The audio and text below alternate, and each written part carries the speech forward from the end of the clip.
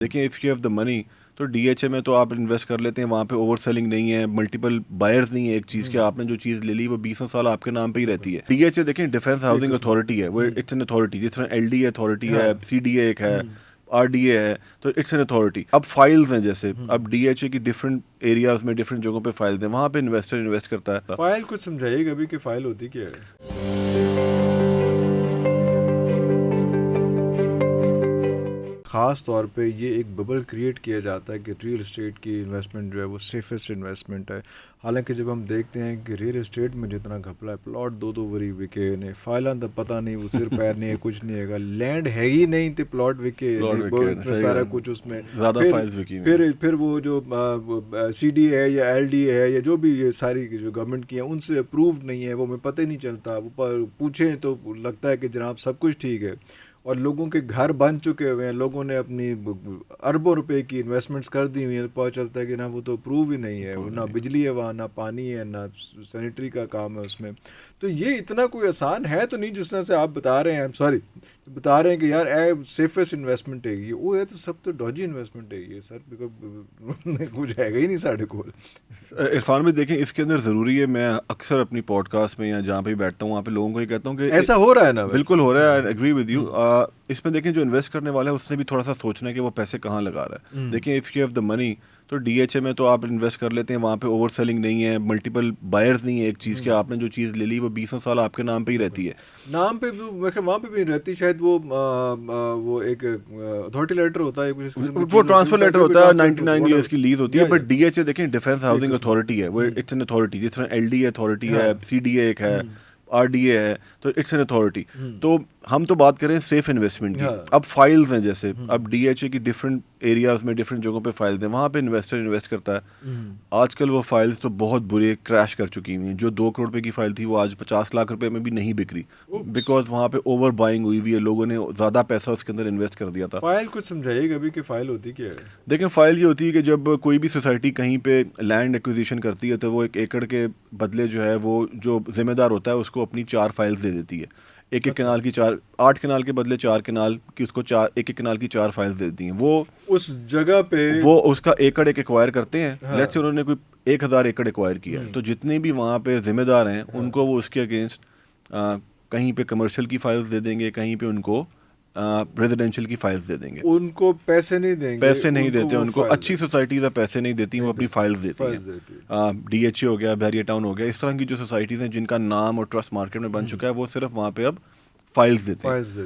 ذمہ دار وہ فائل مارکیٹ میں لے کے آ کے تھرو ریئلٹرز وہ فائل سیل کرتا ہے. ذمہ دار بیچ رہا ہوتا ہے, یہ کوئی جو بڑا جو جس نے بنا رہے ہوتے ہیں سوسائٹی وہ نہیں کر رہا, وہ نہیں کر, وہ اپنی ان کے ڈیل ہوتی ہے ذمہ دار کے ساتھ, اس کی ڈیل ہوتی ہے ذمہ دار کے ساتھ. اس کے آ کے جو ٹاؤن ہوتا ہے, جو اتھارٹی ہوتی ہے, جو سوسائٹی ہوتی ہے, اس کے آگے ریئل اسٹیٹ ایجنٹس ہوتے ہیں. 3-4 مین ڈیلرز ہوتے ہیں جن کے پاس وہ ڈیلز ہوتی ہیں وہ لینڈ بیچنے کی. میرے اور آپ کے جیسا بائر ذمہ دار تک نہیں پہنچ سکتا, وہ اس ڈیلر کے پاس جاتا ہے. اچھا, وہ ذمہ دار پیچھے ہمیں نہیں پتا وہ کون ہے. وہ ذمہ دار جو ہے وہ اسی ڈیلر کو فائل دیتا ہے. اس ڈیلر کو پتا ہوتا ہے کہ اس کے ذمہ دار کے پاس فائل ہے, وہ وہاں سے فائل خریدتے ہیں. ذمہ دار کو ہمارا نہیں پتا, ذمہ دار اور ہمارا تب پتہ لگتا ہے. جیسے ڈی ایچ اے میں تو یہ ہے کہ آپ ٹرانسفر کر دیتے ہیں تو وہ ذمہ دار وہاں پہ آتا ہے. بٹ اس کا ہوتا یہ ہے کہ لیٹس سے کہ میں نے آج 4 فائلیں خرید لی ہیں 1 کروڑ روپے کی, آپ کو پتہ لگا کہ یار 1 کروڑ روپے کی 4 فائلیں بک رہی ہیں, آپ بھی پہنچ گئے, آپ کو 1 کروڑ 10 لاکھ کی ملنا شروع ہو گئی. اسی طرح اور لوگ جمع ہوتے رہے, 1 کروڑ 10 20 1.5 کروڑ تک, یہ 2 کروڑ تک ریٹ چلا جاتا ہے.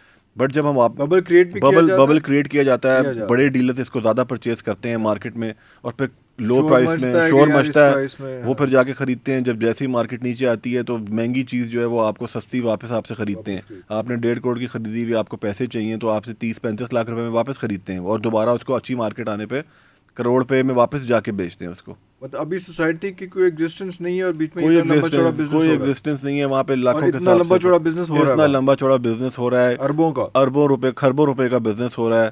میرے پاس 10 فائلیں ہیں, آپ کے پاس 5 ہیں, اور پاکستان میں بے شمار لوگ ہیں جن کے پاس یہ فائلز ہیں, اور ان کو یہ پتہ ہے کہ مجھے جو پوزیشن ملنا ہے ایکچوئل لینڈ کا ہو سکتا ہے وہ 15 سال بعد ملے. تو وہ اس کے اوپر ٹریڈ کرتے ہیں, اسی کے اوپر پیسے. جب مارکیٹ اچھی چلتی ہے تو 2-2 لاکھ 5-5 لاکھ 10-10 20-20 لاکھ روپے کے اوپر وہ ٹریڈ ہوتا ہے. لیکن جب انفارچونیٹلی جیسے پچھلے 2 سال میں مارکیٹ نے نیچے آیا ہے, ڈپ آیا ہے, تو پیپل آر ناؤ جنہوں نے 1.5 کروڑ کی فائل خریدی تھی, آج وہ 30-35 لاکھ روپے کی بھی نہیں بیچ پا رہے ہیں. وہ کام نہیں ہو پا وہ کام نہیں ہو پا رہا. وہ سوسائٹیز بھی وہاں پہ ایگزسٹ نہیں کرتی. سوسائٹی سے وہ اوبیسلی ان کے وہ فیزز ایگزسٹ نہیں کرتے.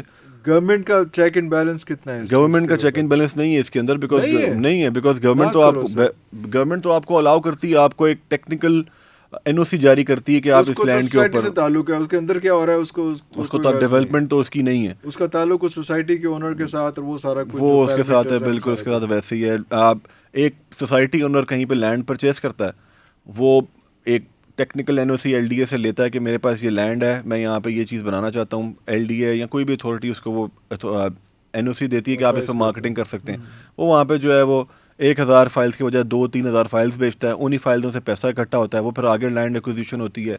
میرے اور آپ جیسے لوگ جو ہیں وہ آگے جا کے دوبارہ جو ہے وہ نئے فیزز میں ایڈجسٹ ہوتے ہیں, 10-15 سال لگ جاتے ہیں, کچھ کو نقصان ہوتا ہے, کچھ کو ایڈجسٹمنٹ ملتی ہے. تو میں یہی دوبارہ آپ کو پہلے بھی کہہ رہا تھا کہ جو لینے والا ہے اس کو بھی یہ سوچنا ہے کہ کیا میں سستی 5 فائلیں خرید لوں یا میں اچھی 1 فائل خریدوں.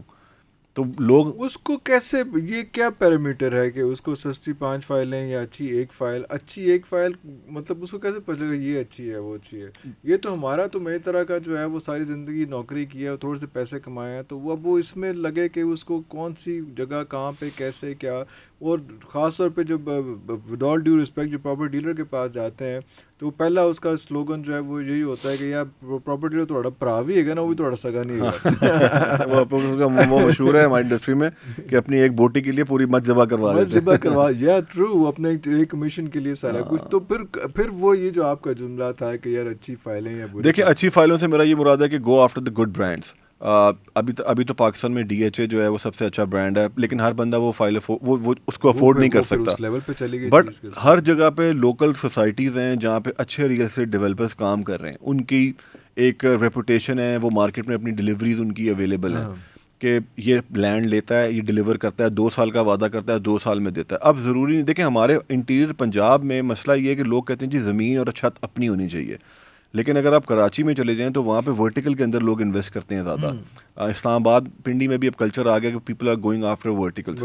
تو کہنے کا مقصد یہ ہے کہ آپ ایک ایسی فائل خریدیں جس کا پتہ نہیں کہ وہ کہاں پہ آئے گی, تو انسٹیڈ آپ ایک ایسا گرے اسٹرکچر بلڈنگ میں کوئی ایک ایسے ڈیولپر کے پاس اپنی ایک اپارٹمنٹ کی پرچیز کر کے اس کی ایک پروجیکٹ میں کوئی انویسٹمنٹ کر لیں جہاں پہ آپ کو نظر آ رہا ہو کہ یار 1-2 سال کے بعد مجھے پوزیشن بھی مل جائے گا, اس کی اپریسیشن بھی اچھی ہوگی اور اس کی رینٹل ویلیو بھی اچھی ہوگی اور مجھے ریٹرن آن انویسٹمنٹ بھی اچھا ملے گا. تو پیپل ہیو ٹو, دیکھیں اب تو ڈیجیٹل میڈیا کا دور ہے, ہر چیز آپ کے پاس آن اے کلک اویلیبل ہے. روڈز انفراسٹرکچر بہت اچھا بن چکا ہے پنجاب کا, you can travel to anywhere from one end to other end in 30 minutes. تو لوگوں کو تھوڑی سی دیکھیں, جو انویسٹمنٹ ہے وہ آپ کی ساری زندگی کی جمع پونجی ہے, تو کسی کے کہنے کے اوپر, کسی کے خواب دکھانے کے اوپر اس کی انویسٹمنٹ نہ کریں. انفارچونیٹلی دیکھیں, اگر آپ ڈاکٹر کے پاس جاتے ہیں, اچھے ڈاکٹر کے پاس جاتے ہیں, تو آپ اس کو پیسے دیتے ہیں اور وہ آپ کو 1 گھنٹہ 1.5 گھنٹہ ویٹ بھی کراتا ہے اور آپ کے علاج کی گارنٹی بھی نہیں دیتا وہ. اسی طرح اسکول ٹیچرز ہیں, آپ ان کے پاس جاتے ہیں اپنے بچوں کے ایڈمیشن کے مشورے کرنے کے لیے, بٹ ریئل اسٹیٹ میں انفارچونیٹلی لوگوں کی باتوں میں آ جاتے ہیں اور اپنی میجورٹی آف دا انویسٹمنٹ جو ہے وہ غلط لوگوں کے ہاتھ دے دیتے ہیں, اچھے ڈیولپر کے پاس نہیں جاتے. تو جس طرح ہم اپنے میڈیکل کے لیے ریکی کرتے ہیں, اپنی ایجوکیشن کے لیے کرتے ہیں, اسی طرح ریئل اسٹیٹ میں بھی کرنی چاہیے. انفارچونیٹلی پاکستان میں ایشو یہ کہ ریئل اسٹیٹ کو ایک پرابلم سمجھا جاتا ہے, بٹ ریئلسٹکلی اسپیکنگ آپ دیکھیں یو اے ای ہے, وہ پراپرٹی ریئل اسٹیٹ سے گرو کر رہا ہے, ویسٹ بھی گرو کر رہا ہے. ہمارے پاس لینڈ بھی ہے, اچھے ڈیولپرز بھی ہیں, لیکن ہم نہیں گرو کر پا رہے. Because what do you think is the reason? I think because government also thinks کہ real estate is a problem, which is not.